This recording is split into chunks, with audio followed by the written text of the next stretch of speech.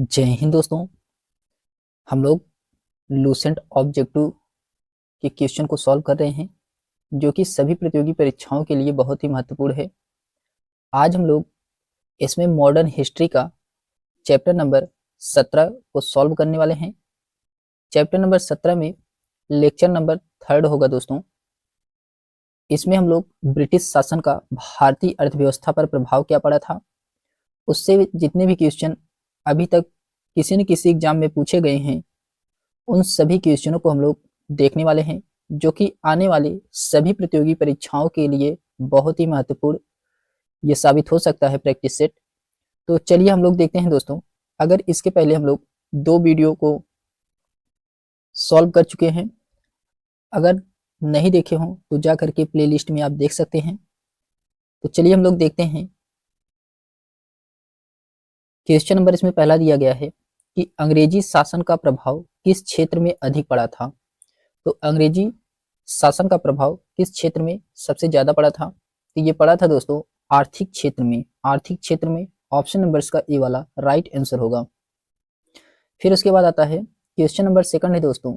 इसमें कहा जा रहा है कि सूची फर्स्ट को सूची सेकंड से सुमेलित कराना है। सूची फर्स्ट में दिया गया है कि ब्रिटिश उपनिवेशवाद के चरण और सूची सेकंड में दिया गया है विशेषता।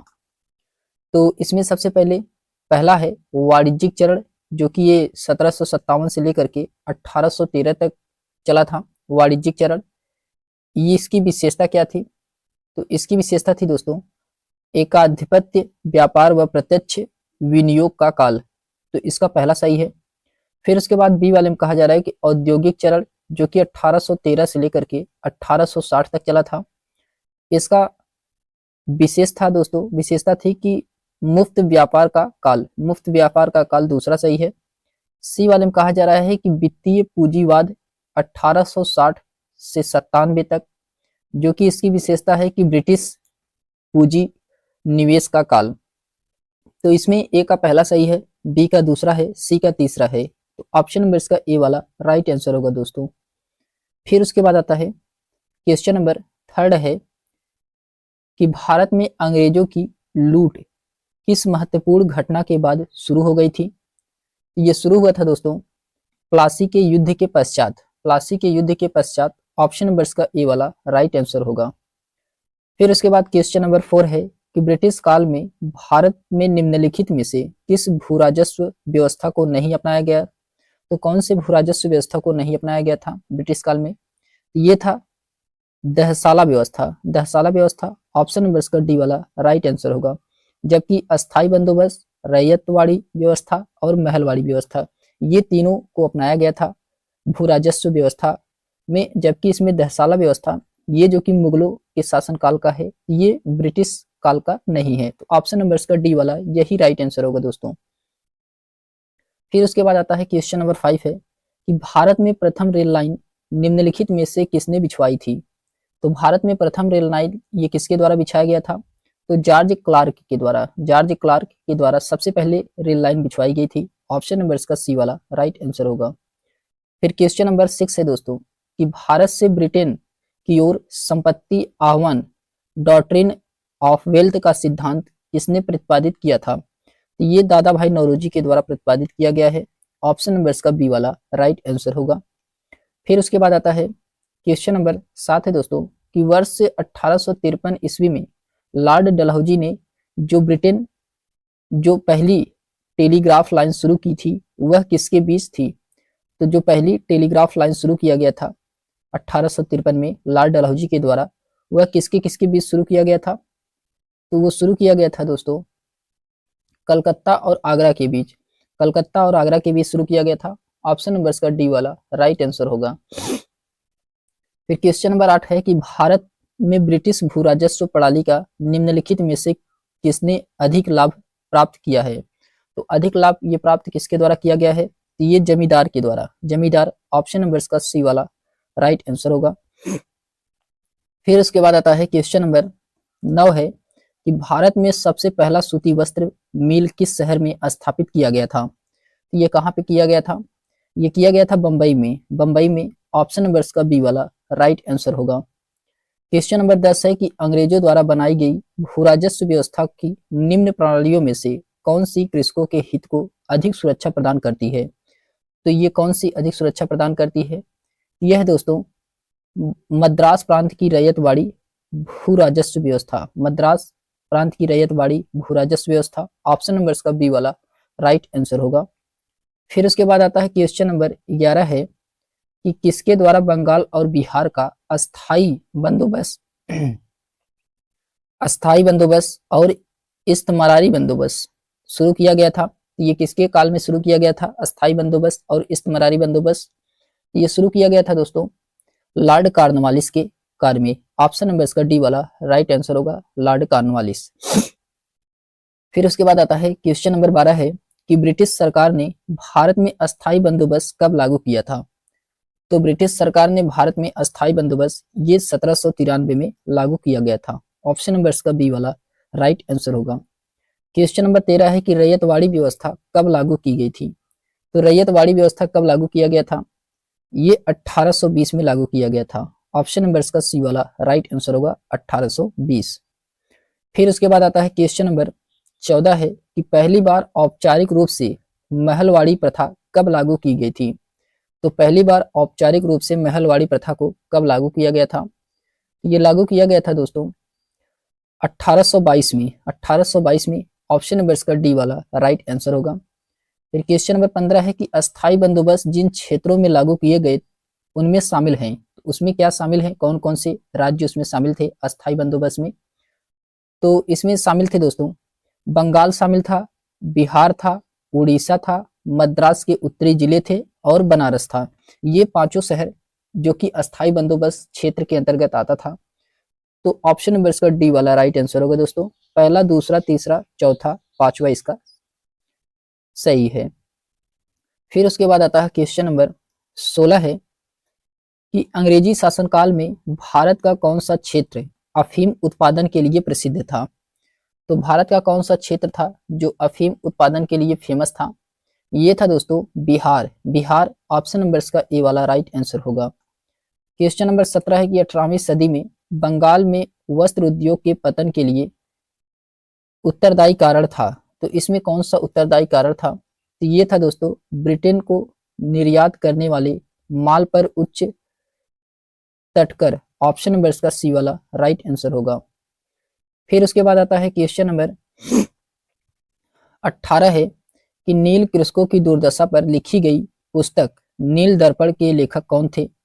तो नील दर्पण के लेखक बताना इसमें से कौन थे, तो ये दीनबंधु मित्र। दीनबंधु मित्र ये जो कि नील दर्पण के लेखक थे। ऑप्शन नंबर इसका बी वाला राइट आंसर होगा। फिर उसके बाद आता है क्वेश्चन नंबर 19 है कि अंग्रेजों द्वारा सर्वप्रथम कहवा बागान लगाए गए थे। कहवा बागान ये कहाँ पे लगाया गया था अंग्रेजों के द्वारा सबसे पहला, तो ये वायनाड जनपद में। वायनाड जनपद में ऑप्शन नंबर इसका डी वाला राइट आंसर होगा दोस्तों। फिर उसके बाद क्वेश्चन नंबर 20 है कि अंग्रेजी शासन के दौरान भारत के आर्थिक दोहन के विचार का प्रतिपादन किसने किया था। तो ये आर्थिक दोहन का विचार का प्रतिपादन ये किया गया था दादा भाई नौरोजी के द्वारा। दादा भाई नौरोजी के द्वारा किया गया था। ऑप्शन नंबर इसका ए वाला राइट आंसर होगा दोस्तों। फिर उसके बाद आता है क्वेश्चन नंबर 21 है कि भारत में अंग्रेजों के समय में प्रथम जनगणना किसके कार्यकाल में हुई थी। ये हुआ था दोस्तों लॉर्ड मेयो के कार्यकाल में। लॉर्ड मेयो के कार्यकाल में। ऑप्शन नंबर इसका सी वाला राइट आंसर होगा। फिर उसके बाद आता है क्वेश्चन नंबर 22 है कि सर थॉमस मुनरो किस भू राजस्व बंदोबस्त से संबंधित है। ये किससे संबंधित है, ये संबंधित है दोस्तों रैयत बाड़ी बंदोबस्त से। रैयत बाड़ी बंदोबस्त से। ऑप्शन नंबर इसका सी वाला राइट आंसर होगा। सर थॉमस मुनरो किस भू राजस्व व्यवस्था से संबंधित थे, तो सैयद रैयत बाड़ी बंदोबस्त से। क्वेश्चन नंबर 23 है कि भारत में प्रथम रेल लाइन का निर्माण 1853 ईस्वी में किन नगरों के बीच हुआ था। तो ये कौन से नगर के बीच हुआ था, ये हुआ था दोस्तों बंबई और थाने के बीच। बंबई और थाने के बीच हुआ था। ऑप्शन नंबर इसका बी वाला राइट आंसर होगा। फिर उसके बाद आता है क्वेश्चन नंबर 24 है स्वतंत्रता पूर्व अवधि में ब्रिटिश सरकार द्वारा भारत में आधुनिक शिक्षा के प्रसार का मुख्य उद्देश्य था। तो इसका मुख्य उद्देश्य क्या था, छोटे प्रशासनिक पदों पर नियुक्ति हेतु शिक्षित भारतीयों की आवश्यकता। ऑप्शन नंबर इसका ए वाला राइट आंसर होगा। फिर उसके बाद आता है क्वेश्चन नंबर 25 है, अस्थाई बंदोबस्त के तहत जमींदार को पूरे लगान यानी कि भू राजस्व का कितना प्रतिशत राज्य को देना तय किया गया था।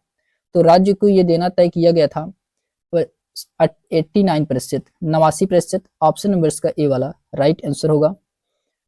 फिर क्वेश्चन नंबर 26 है कि रैयतवाड़ी व्यवस्था जिन क्षेत्रों में लागू की गई थी उनमें से कौन कौन से क्षेत्र शामिल थे। क्वेश्चन नंबर 26 का इसमें राइट आंसर होगा दोस्तों, मद्रास प्रेसिडेंसी शामिल था, बंबई प्रेसिडेंसी और पूर्वी बंगाल शामिल था, असम शामिल था और कुर्ग शामिल था। ये 5 क्षेत्रों में रैयतवाड़ी व्यवस्था लागू की गई थी। तो ऑप्शन नंबर इसका डी वाला राइट आंसर होगा। ये सभी क्षेत्र क्या थे, शामिल थे। फिर उसके बाद आता है क्वेश्चन नंबर 27 है कि उत्तर भारत में भूमि कर व्यवस्था का प्रवर्तक किसे कहा जाता है। तो ये उत्तर भारत में भूमि कर व्यवस्था का प्रवर्तक ये कहे जाते हैं दोस्तों मार्टिन बर्थ। मार्टिन बर्ड को ऑप्शन नंबर इसका ए वाला राइट आंसर होगा। किसको कहा जाता है, तो ये मार्टिन बर्ड को कहा जाता है। क्वेश्चन नंबर 28 है कि समस्त अंग्रेजी भारत की सर्वाधिक भूमि पर 51% भूमि पर अपनाई गई भू राजस्व व्यवस्था थी। तो कौन सी भू राजस्व व्यवस्था थी जो कि 51% पर अपनाई गई थी। तो ये रैयतवाड़ी व्यवस्था थी, रैयतवाड़ी व्यवस्था था। ऑप्शन नंबर इसका बी वाला राइट आंसर होगा। फिर उसके बाद आता है क्वेश्चन नंबर 29 है कि भारत में उपनिवेशिक काल में हेटली आयोग 1929 का उद्देश्य था। तो 1929 का क्या उद्देश्य था, तो इसका उद्देश्य था दोस्तों कि श्रमिकों की मौजूदा परिस्थितियों पर प्रतिवेदन पर सिफारिशें प्रस्तुत करना। ऑप्शन नंबर इसका बी वाला यही इसका राइट आंसर होगा। फिर उसके बाद आता है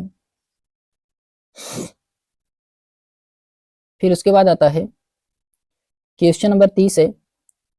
क्वेश्चन नंबर 30 में कहा जा रहा है कि भारत में भारतीयों द्वारा 1881 में स्थापित हुआ तथा उसके प्रतिबंध में चलाने वाला सीमितीय देयता का प्रथम बैंक था। तो प्रथम बैंक इसमें कौन था, तो प्रथम बैंक इसमें था दोस्तों Awadh commercial bank, Awadh commercial bank. Option number इसका बी वाला राइट आंसर होगा।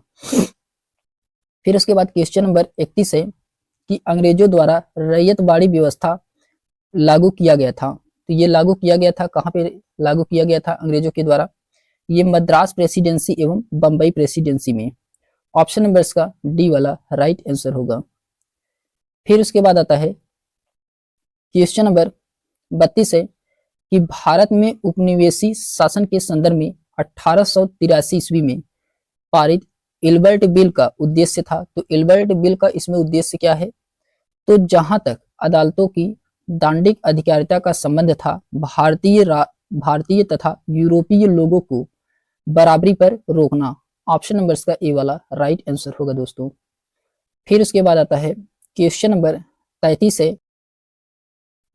क्वेश्चन नंबर 33 है कि सूची फर्स्ट को सूची सेकंड से सुमेलित कराना है। इसमें दिया गया है सूची फर्स्ट और सूची सेकंड दिया गया है। इसमें पहला है कि बड़े सामंतों को आवंटित भूमि, ये जो कि क्या है, जागीरदारी प्रणाली से संबंधित है।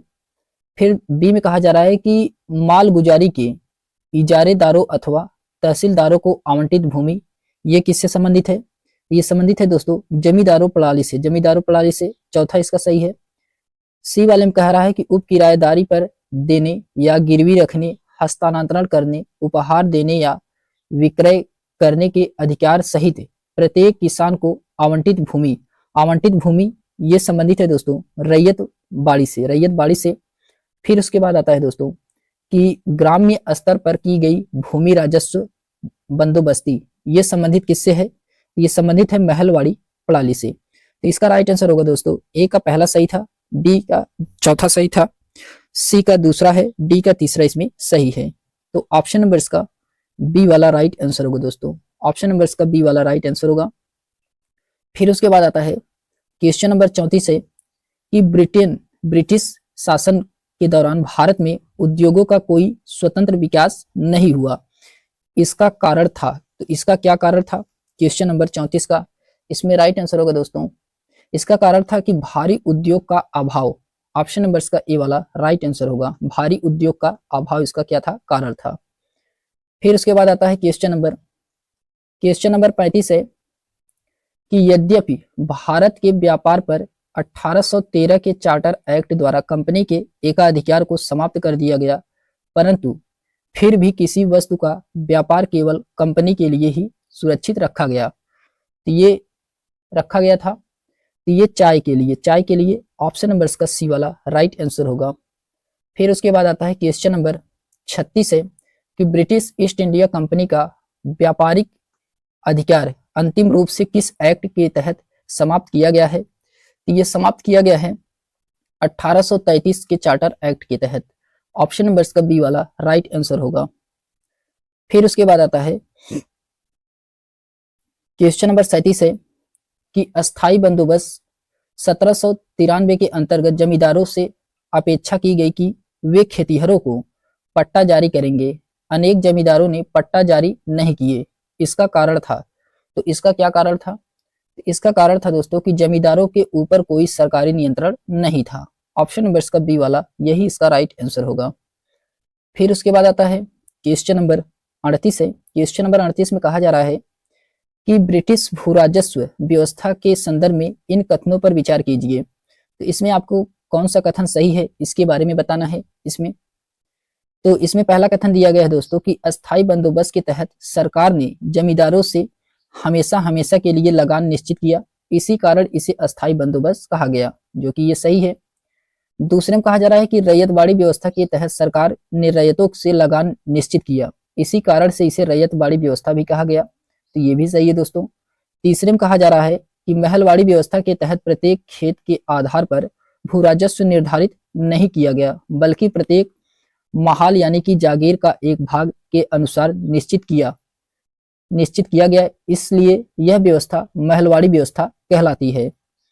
तो इसका राइट आंसर क्या होगा? तीनों इसमें क्या है? सही है दोस्तों। ऑप्शन नंबर इसका डी वाला राइट आंसर होगा। पहला, दूसरा, तीसरा इसमें क्या है? सही है। फिर उसके बाद आता है क्वेश्चन नंबर 39 है कि भूराजस्व व्यवस्था संबंधित व्यक्ति, इसमें सही सुमेलित कराना है भूराजस्व व्यवस्था और संबंधित व्यक्ति से।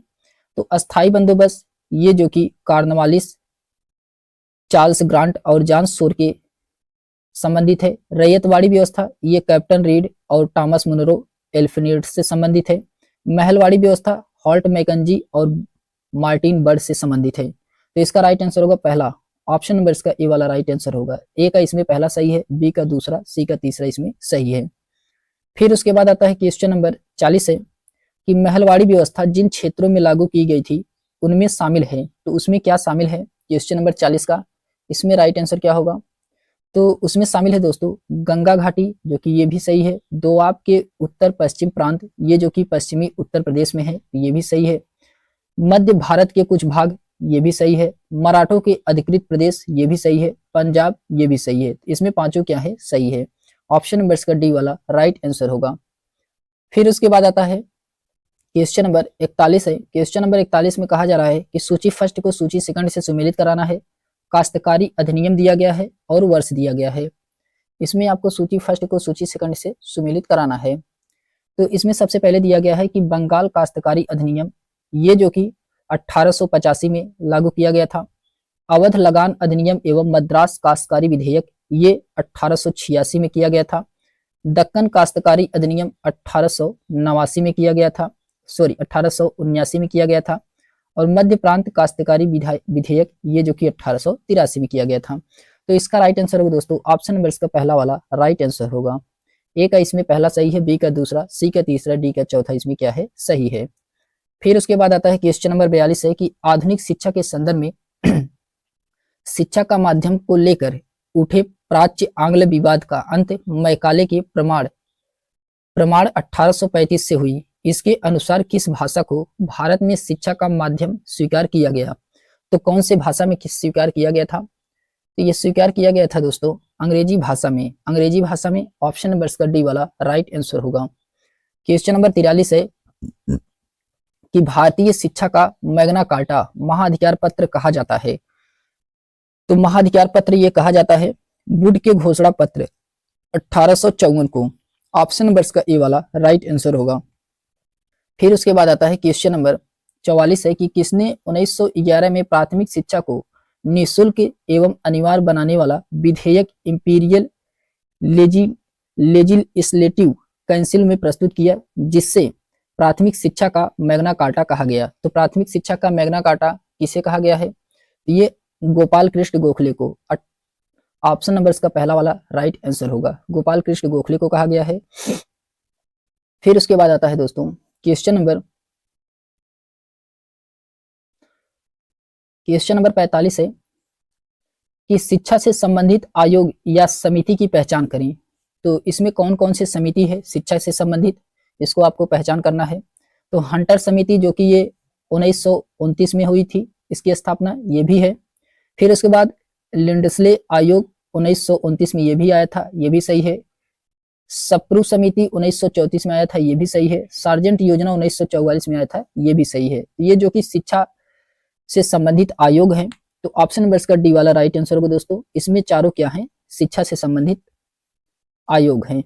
फिर उसके बाद आता है क्वेश्चन नंबर 46 है कि किस सिद्धांत का यह अर्थ था कि शिक्षा समाज के उच्च वर्ग को दी जाए और इस वर्ग से छन छन कर शिक्षा का प्रभाव जन साधारण तक पहुंचे। तो ये कौन सी शिक्षा है? यह है दोस्तों अधोमुखी निस्याद सिद्धांत। ऑप्शन नंबर इसका ए वाला राइट आंसर होगा, अधोमुखी निस्याद सिद्धांत। ऑप्शन नंबर इसका ए वाला सही है। फिर उसके बाद क्वेश्चन नंबर 47 है कि भारत में आधुनिक शिक्षा का जन्मदाता किसे कहा जाता है? तो भारत में आधुनिक शिक्षा का जन्मदाता ये चार्ल्स ग्रांट को कहा जाता है। ऑप्शन नंबर इसका ए वाला राइट आंसर होगा। क्वेश्चन नंबर 48 है कि हिंदू कॉलेज कलकत्ता 1817 जो कि पश्चात पद्धति पर उच्च शिक्षा देने का प्रथम कॉलेज था, जिसका धार्मिक शिक्षा से कोई संबंधित नहीं था, इसकी स्थापना की गई थी। तो स्थापना ये किया गया था डेविड हेयर की, डेविड हेयर। ऑप्शन नंबर इसका ए वाला राइट आंसर होगा।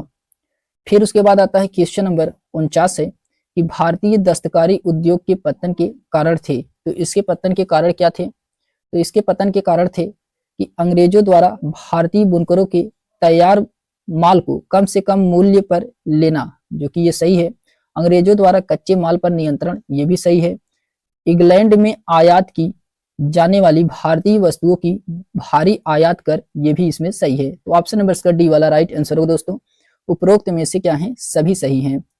फिर क्वेश्चन नंबर 50 है कि भारत में अनौद्योगिकरण या प्राक औद्योगिकरण की अवधि क्या थी? तो प्राक औद्योगिकरण या अनौद्योगिकरण की भारत में अवधि कब से कब तक मानी जाती है? तो ये माना जाता है दोस्तों 1800 से लेकर के 1850 तक माना जाता है। ऑप्शन नंबर इसका बी वाला राइट आंसर होगा।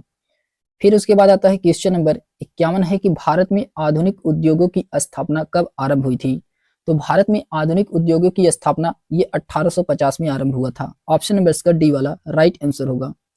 क्वेश्चन नंबर 52 है कि भारतीय बुनकरों की दयनीय हालात पर किस गवर्नर जनरल ने टिप्पणी की?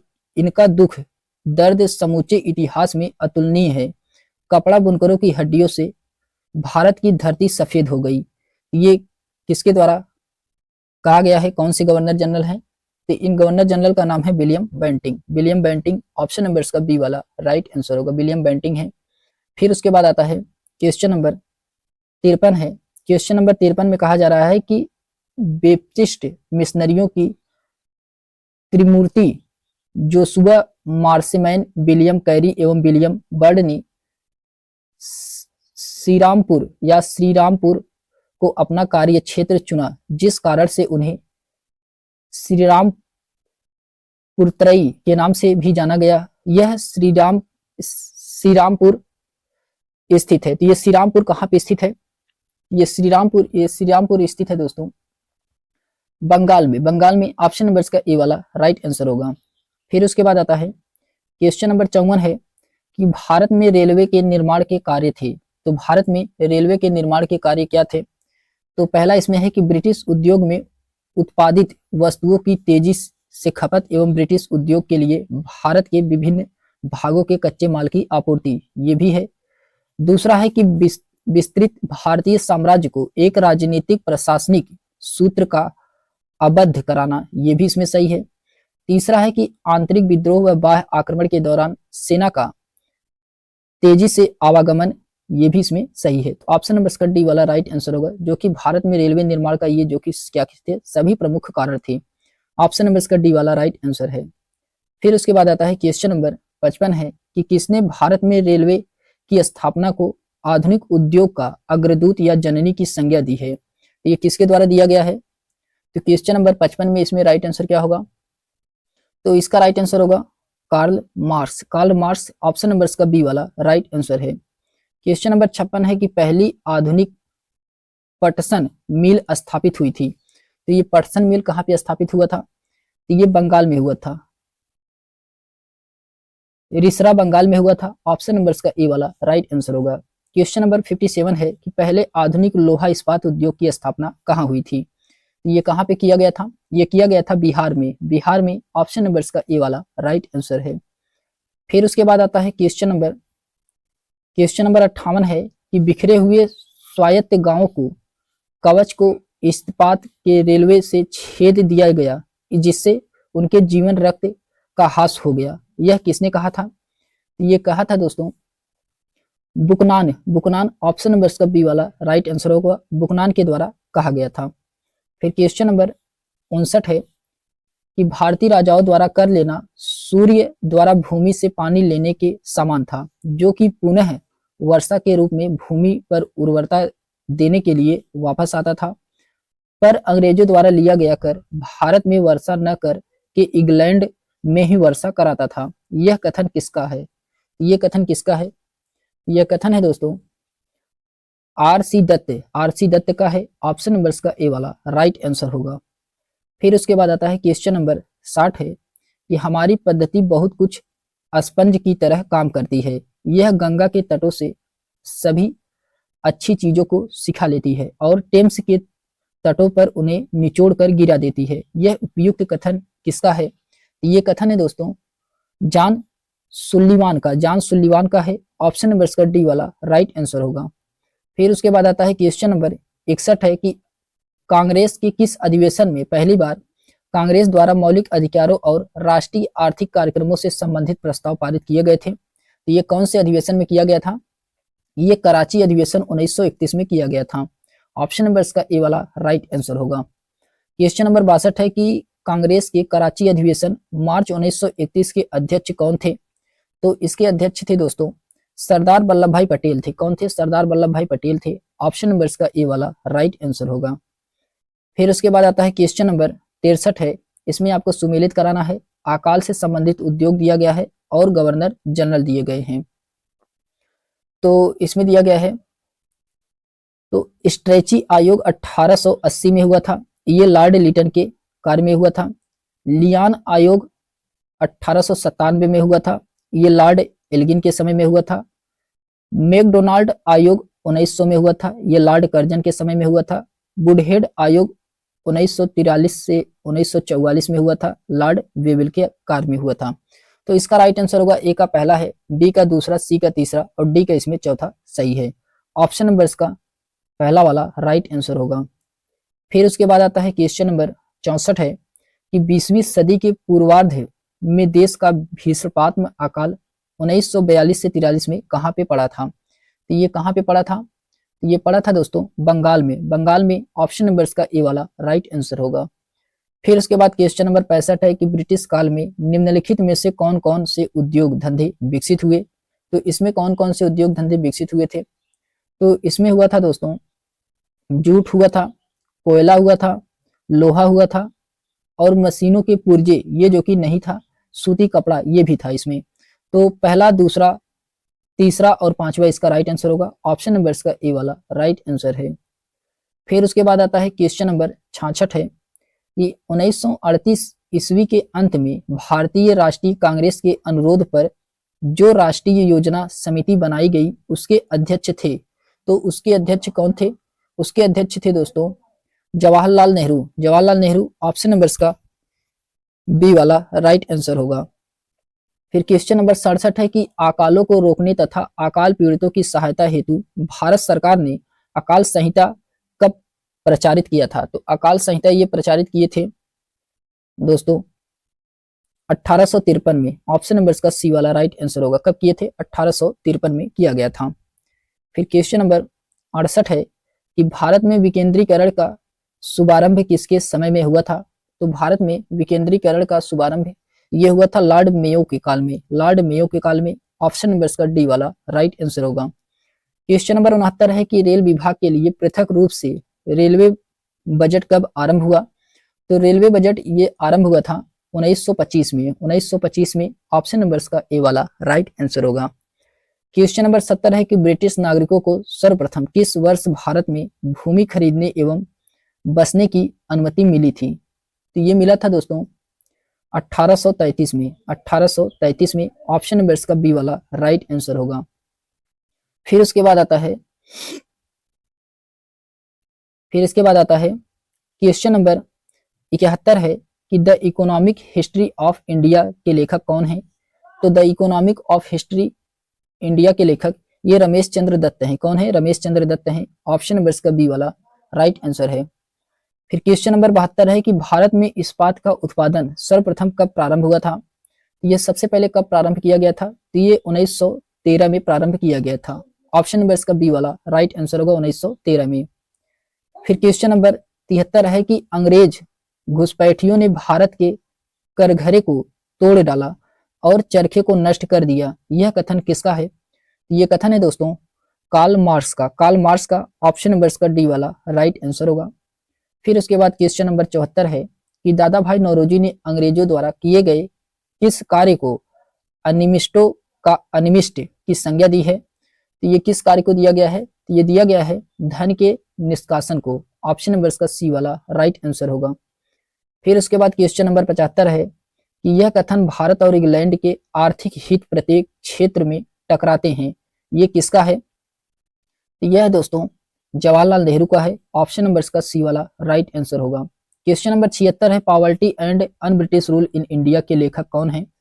तो इसके लेखक हैं दादा भाई नौरोजी। दादा भाई नौरोजी ऑप्शन नंबर इसका पहला वाला राइट आंसर होगा। फिर उसके बाद आता है क्वेश्चन नंबर 77 है कि भारतीय अर्थविदों में शामिल हैं। तो भारतीय अर्थविदों में कौन कौन शामिल हैं? तो इसमें शामिल है दोस्तों दादा भाई नौरोजी हैं, आर.सी. दत्त हैं, एम.जी. रनाडे हैं, डी.एन. गाडगिल हैं और गोपाल कृष्ण गोखले हैं, के.टी. शाह हैं। ये सभी लोग क्या हैं इसमें शामिल हैं। तो ऑप्शन नंबर इसका डी वाला राइट आंसर होगा। फिर क्वेश्चन नंबर 78 है कि सर थॉमस हॉलैंड के सभापतित्व में भारतीय औद्योगिक आयोग का गठन कब हुआ? तो इस आयोग का गठन कब हुआ था? तो इसका गठन हुआ था 1916 ईस्वी में। 1916 में ऑप्शन नंबर इसका सी वाला राइट आंसर होगा। फिर उसके बाद आता है क्वेश्चन नंबर 79 है कि पहला औद्योगिक सम्मेलन किस वर्ष आयोजित किया गया था? तो पहला औद्योगिक सम्मेलन ये आयोजित किस वर्ष किया गया था? ये किया गया था दोस्तों 1907 में। 1907 में ऑप्शन नंबर इसका सी वाला राइट आंसर होगा। क्वेश्चन नंबर 80 है कि 1925 में सरकार द्वारा गठित भारतीय आर्थिक जांच समिति के अध्यक्ष कौन थे? तो इस समिति के अध्यक्ष एम विश्वेश्वरैया थे। एम विश्वेश्वरैया थे। ऑप्शन नंबर इसका डी वाला राइट आंसर होगा। क्वेश्चन नंबर 81 है कि निम्नलिखित में से किसने भारत के अंग्रेजी उपनिवेश नियंत्रण की आलोचना में अन ब्रिटिश पदावली का उपयोग किया था? तो ये किसके द्वारा किया गया था? ये किया गया था दादा भाई नौरोजी के द्वारा। ऑप्शन नंबर इसका सी वाला राइट आंसर होगा। फिर उसके बाद आता है क्वेश्चन नंबर 82 है कि भारत में प्रथम रेलवे लाइन किस ब्रिटिश गवर्नर जनरल के समय बिछाई गई थी? तो ये किसके समय बिछाया गया था? ये बिछाया गया था लॉर्ड डलहौजी के शासनकाल में। लॉर्ड डलहौजी के शासनकाल में। ऑप्शन नंबर इसका ए वाला राइट आंसर है। क्वेश्चन नंबर 83 है कि निम्नलिखित में से कौन सा एक भारत में ब्रिटिश उपनिवेशी शासन का परिणाम नहीं था? तो ब्रिटिश उपनिवेशी शासन का परिणाम इसमें से कौन सा एक नहीं है? ये भारतीय सामंतवाद का विनाश। ऑप्शन नंबर इसका डी वाला राइट आंसर होगा। फिर इसके बाद आता है क्वेश्चन नंबर 84 है कि 1813 से पहले ब्रिटिश द्वारा निम्नलिखित में से कौन सा उपाय भारतीयों को आर्थिक रूप से शोषण करने के लिए नहीं अपनाया गया? तो कौन सा नहीं अपनाया गया था? तो ये था दोस्तों मुफ्त व्यापार नीति। मुफ्त व्यापार नीति, फ्री ट्रेड पॉलिसी, ये जो कि भारतीयों ने नहीं अपनाया था। ऑप्शन नंबर इसका डी वाला यही इसका राइट आंसर होगा दोस्तों। फिर उसके बाद आता है क्वेश्चन नंबर 85 है कि दादा भाई नौरोजी द्वारा उनकी कृत poverty and un British rule in India में प्रस्तुत किए गए अपवाहन सिद्धांत डॉक्ट्रिन थियरी शब्द निम्नलिखित कथनों में से कौन सा एक समूचे रूप से परिभाषित करता है? तो इसमें से कौन सा कथन है जो कि poverty and un British rule in India के शब्द को प्रस्तुत करता है? तो ये प्रस्तुत करता है दोस्तों कि भारतीय भारत की राष्ट्रीय संपत्ति या कुल वार्षिक उत्पादन का एक हिस्सा ब्रिटेन को निर्यात किया जा रहा है, जिसके लिए भारत को कोई महत्वपूर्ण प्रतिफल नहीं मिलता था। यही इसका शब्द है। ऑप्शन नंबर इसका पहला वाला राइट आंसर होगा। फिर उसके बाद आता है क्वेश्चन नंबर 86 है दोस्तों, कि भारत में उपनिवेशी शासनकाल में होम चार्जेज भारत से संबंधित दोहन का महत्वपूर्ण अंग था। निम्नलिखित में से कौन सी निधि या निधियां होम चार्जेज की संगठक थी? तो इसमें कौन सा होम चार्जेज की संगठक थी, और इसमें आपको सही उत्तर का चयन करना है, कौन सा उत्तर इसमें सही है। तो इसमें दिया गया है सबसे पहले कि लंदन में इंडिया ऑफिस के भरण पोषण के लिए प्रयोग में लाई जाने वाली निधि, पहला इसका सही है। दूसरा है कि भारत में कार्यरत अंग्रेज कर्मचारियों के वेतन तथा पेंशन देने हेतु प्रयोग में लाई जाने वाली निधि, ये भी सही है। तीसरा है कि भारत के बाहर हुए युद्धों को लड़ने में अंग्रेजों द्वारा प्रयोग में लाई जाने वाली निधि, ये भी इसमें सही है। तो इसमें तीनों सही है, तो ऑप्शन नंबर इसका डी वाला राइट आंसर होगा दोस्तों। पहला, दूसरा, तीसरा इसमें क्या है, सही है। फिर उसके बाद आता है क्वेश्चन नंबर 87 है कि किस कंपनी ने सर्वप्रथम भारत में रेल सेवा प्रारंभ की थी? तो कौन से कंपनी के द्वारा भारत में सबसे पहले रेल सेवा प्रारंभ किया गया था? तो उस कंपनी का नाम था दोस्तों, उस कंपनी का नाम था great Indian peninsular railway. Option number इसका डी वाला राइट आंसर होगा। फिर क्वेश्चन नंबर 88 है कि रैयतवाड़ी बंदोबस्त के संदर्भ में निम्नलिखित कथनों पर विचार कीजिए और बताना इसमें कौन सा कथन सही है। रैयतवाड़ी बंदोबस्त के संदर्भ में कौन सा कथन सही है इसमें? तो पहला है कि किसानों द्वारा लगान सीधे सरकार को दिया जाता था, जो कि सही है। दूसरा है कि सरकार रैयत को पट्टे देती थी, ये भी सही है।